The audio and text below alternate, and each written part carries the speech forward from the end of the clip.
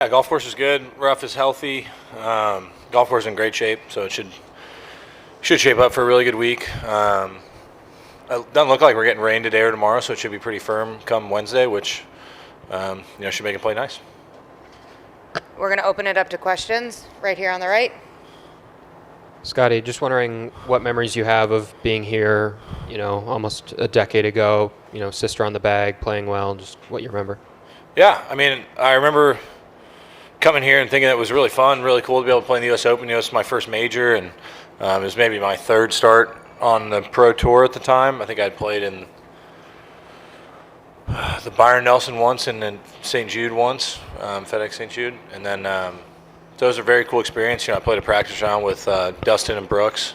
I felt like I learned a lot from those guys at the time, and it was definitely made me excited to try and get out here for real because it was a pretty fun week. Obviously, I had a pretty good first round. I didn't play as good in the second. That was a tough pill to swallow, missing the cut by one. But what I really remembered was coming back the next year, and I think I made like a putt on 18 to get into a playoff and qualifying. Ended up getting through the playoff and qualifying, and then coming in and finishing low am. That was something I kind of marked on my calendar, something I wanted to get back and try and do because I was pretty disappointed the way it ended for me here 9 years ago, and so it was nice to kind of bounce back and have a better week the next year. Center left, King. Scottie, I wanted to ask you about an interaction you had on hole 8 today in your practice round. So obviously both you and Sam hit driver, but it looked like Noah Kent hit a 3-iron, and Sam said something like, this is making us feel bad about ourselves. But can you just talk us through that hole and what y'all were chatting about? Well, Noah has got this 3-iron that he carries like 270 in his bag. It's something I think he had built this week, and it could be a bit of a fairway finder for him. We were kind of messing around because Sam and I both grabbed driver, and Noah grabbed his 3-iron. And then he asked his caddy if it got to the green, and I was like, absolutely not. No way that got to the green, even though I think it did, but I wasn't going to tell him that. Yeah, it did get on the green somehow.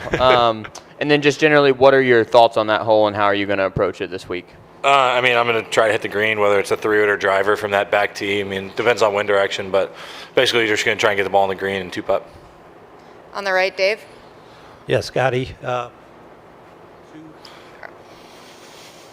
Good afternoon. Question about the rough, and curious if we know that length is a factor and is a weapon, but how important is just pure strength in dealing with this golf course? I'd say there's definitely a strength factor coming out of the rough. This golf course, there's not many trees out there, but there's so many bunkers. I don't really know if this is a golf course you can necessarily just overpower with kind of a bomb and gouge type strategy, especially with the way the rough is. Like, you have to play the angles. Some of the greens are elevated, other ones are pitched extremely, away from you. And there's certain holes where like you look at like 3 and 4, you got the church peas on the left, and then you get to some of the holes in the back, like 14's a short hole, but the bunkering is so like just one after another of walled bunkers. There's not really many areas where you step up on the tee box, you're like, hey, I can miss it right here, or hey, I can kind of shade towards the left side of the fairway because right's really bad. It's like, actually, if you hit in the right rough, you're probably not going to get to the green. If you hit in the left rough, you're probably not going to get to the green. So might as well try and split the difference there and hit in the middle. On the left, Doug. A couple of things. What kind of experiences have you had in the rough this week? In terms of what kind of various shots have you played? What kind of lies have you given yourself? It's kind of interesting. It's one of those weeks where you're not even really sure if it's going to be a 7-wood week, because like for us, when we go play like Torrey Pines at the beginning of the year, that's a pretty obvious 7-wood week. The rough's about 4 inches, and you get a lot of those shots from like 180 to 200 if you're in the rough, where you can kind of try to run it up. And around this golf course, it's almost more of a decision whether or not you're going to use the 7-wood or the 3-iron, because most of the lies, you either can get like a 7-iron on it because it sits up, or you're just going to hit a lob wedge 50 yards down the fairway. So really, a lot of times you hit in the rough, you can get fortunate sometimes with the lie, but for the most part, I think you'll be wedging it out pretty much. I also wanted to ask you a little bit about your confidence level from this perspective of just how you feel about your game, how much it's changed from the start of your season through, and what makes it spike. Is it simply winning that makes you feel good about your game, or are there various like checkpoints that you could feel it increasing? Yeah, I think it's more of a feel thing for me. There was points in the year I really felt like I was trending most of the year. I felt like each week I was out, I was starting to play better. I was starting to feel more comfortable with my swing and my body, and everything was kind of getting back to normal. And I felt like I was just trending most of the year. And I think I talked about it a decent amount in Houston. Houston, I finished second. That was right before the Masters. And that was when I really felt like I was starting to do some good things, and my ball striking just wasn't where it needed to be, but I was making a good amount of putts, and I felt like if I could just sharpen up my swing just a little bit more, I felt like I was going to kind of get into the place where I wanted to be. And then showing up at the Byron, I had a really good week there, and that was some pretty good confidence kind of moving forward. Back right to Kira. Scottie, last year after the U.S. Open, you mentioned that you didn't feel as prepared as you could have been, especially for the native areas around Pinehurst. How would you describe your preparation process going into now this year? Well, I think it's a big difference having the week off. Memorial is always such a difficult test, and I think last year I won at maybe 8 or 9 under, and this year was at 10, and I won by a few shots. And so, it's just one of those golf courses where, that's a place that wears you down, and you have to be so focused for 72 holes that coming from that test to this one was pretty challenging back-to-back weeks. So having the week off was really important for me to get home, get some rest, recover. And I showed up here on Sunday and was able to play, I think, maybe 11 holes and really get used to the conditions, and feels much more like my normal major prep versus last year, where you're coming in from basically a major championship test, coming into another one is pretty challenging. And we hear so much about Oakmont being so difficult, but what are the green light places around here, if there are any? Green light places, there's some opportunity when you're in the fairway, but a lot of it depends on the pin position on certain holes. Like a lot of it depends on where the USGA sets it up. There's certain holes where when you step on the tee box, 4 is going to be a really good score, par is going to be a really good score. But there's certain holes where there's some opportunity. Like you look at 2, you look at 4, 5. When you're in the fairway, there's opportunity, but what was so special about this place is pretty much every time you're off the fairway, it's going to be very difficult, I think, for you to get the ball to the green. There's an element of luck when you hit the ball in the rough, but that's why I say this golf course is so well bunkered that, especially for a golf course without trees, I think this is a place that can get away with it really well, because there's just so many bunkers everywhere, and they're deep, and it's a real penalty when you hit the ball in the bunkers here. Front right. Scottie, for those who care about such things, sportsbooks have said you're an overwhelming favorite this week. Do you notice those kind of things at all? Do you pay any attention to it? And then somewhat related, when you're out there, do you ever hear from fans that maybe have a financial investment in your outcome? I think everybody hears from fans, whether they have a financial benefit or anything in their outcome. That's why I had to get rid of my Venmo, because I was either getting paid by people or people were requesting me a bunch of money when I didn't win. It wasn't a good feeling. But no, I don't pay attention to the favorite stuff or anything like that. Starting Thursday morning, we're at even par, and it's up to me to go out there and play against a golf course and see what I can do. Any other questions for Scottie? Right here. Back right. I was talking to a player today who felt like the first hole was maybe the only hole that you could miss the fairway and still hit the green with your shot, just the way it kind of able to roll balls up. Are there any other holes where you feel like if you miss the fairway, you can still hit the green? Well, the right rough on one's maybe the only spot. A lot of it is just completely lie dependent. Like there's some areas, like the rough is so thick and healthy that sometimes it stays on top, and you can actually get a club on it. Like, I played with Sam today, got to number 3 and 2 after he hit it in the rough. But then you get holes like 7 and 9 where you're so far back that it can be pretty challenging. But a lot of it really just totally depends on the lie, and sometimes you get a good one, and probably more often than not you're going to get a pretty bad lie every time you hit it in the rough. Back to Doug on the left. I don't know how much work you got in last week, but the week off you have before the majors, how is your practice session? Is it any different than it was going into Augusta, going into Quail Hollow, coming into here? It was maybe slightly different last week, just based on needing to get a bit more rest after Memorial. I think it can be a bit different coming off of a tournament in which you win, or you're at least close to winning. Like when,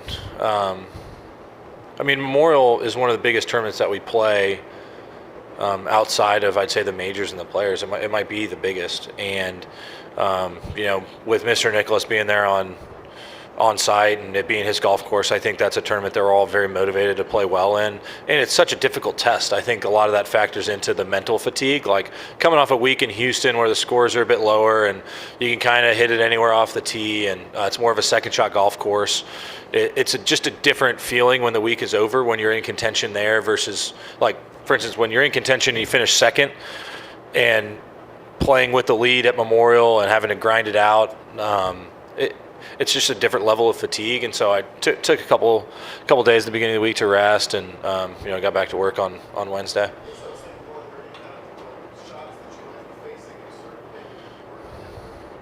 Well, I kind of equate some of the major tests to, like the majors in tennis, you're playing on a different surface. Like you got grass, clay, and then a hard court, and it's a different style of game. And the U.S. Open compared to the Masters is a completely different type of test. I think in the Masters you have a lot more shot making when you get around the greens because it's a lot of fairway. There's pine straw. There's not really the rough factor.